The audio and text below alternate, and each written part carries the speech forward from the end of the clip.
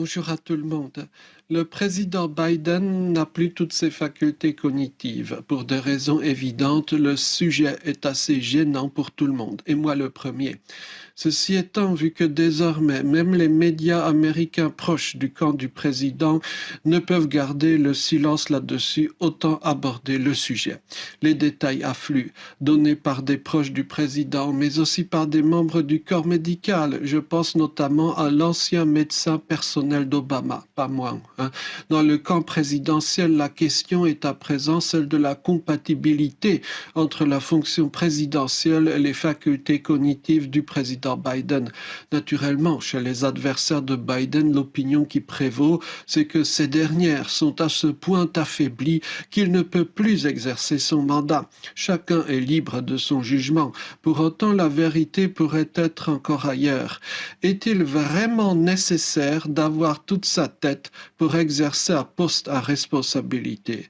En entendant cette question, on est tenté de répondre avec indignation, mais évidemment que oui. Si le conducteur d'une voiture doit être parfaitement en contrôle de ses moyens, à plus forte raison, un chef d'État doit être exemplaire. Mais pourtant, je n'en suis pas si sûr. Alors, bien sûr, il y a cette théorie du complot ou pas que les décisions importantes seraient prises à un autre échelon que chez Biden, par exemple à l'échelon administratif, ou encore que cet autre échelon serait fait des dirigeants tels que Clinton, Obama, qui exerceraient la réalité du pouvoir. Bon, que ceci soit vrai ou pas, que le pouvoir réel soit exercé dans le bureau de Biden ou ailleurs, un constat demeure.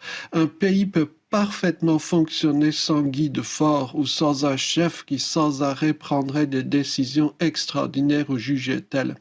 La croyance que l'existence humaine collective exigerait en permanence des prouesses décisionnelles d'un individu supérieur dans tous les sens du terme est fausse. C'est même d'une naïveté confondante. L'existence humaine ne relève pas d'un miracle hasardeux que seul un surhomme pourrait maintenir de façon provisoire. Lorsque l'on enseignait encore l'histoire du monde, justement, on apprenait aux enfants que les périodes les plus heureuses avaient été celles où régnait une personne se cantonnant à des activités routinières non guerrières. Par exemple, Numa Pompilius, le roi de Rome, Amenophis III, pharaon d'Égypte, ou encore en France, le cardinal de Fleury, surnommé son éternité. Et il m'en coûte de le dire, étant fils de réfugiés politiques, on pourrait aussi citer Brejnev. Sous Brejnev, c'était la période où la répression avait été sans doute la moins féroce en URSS.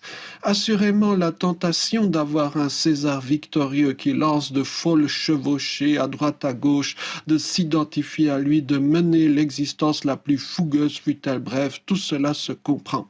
Et cette envie existe dans l'être humain. Mais est-ce bien raisonnable, est-ce bien souhaitable? Le handicap, même et peut-être surtout, au premier poste de la société, pourrait faire beaucoup de bien quand on y songe. Merci beaucoup, à bientôt.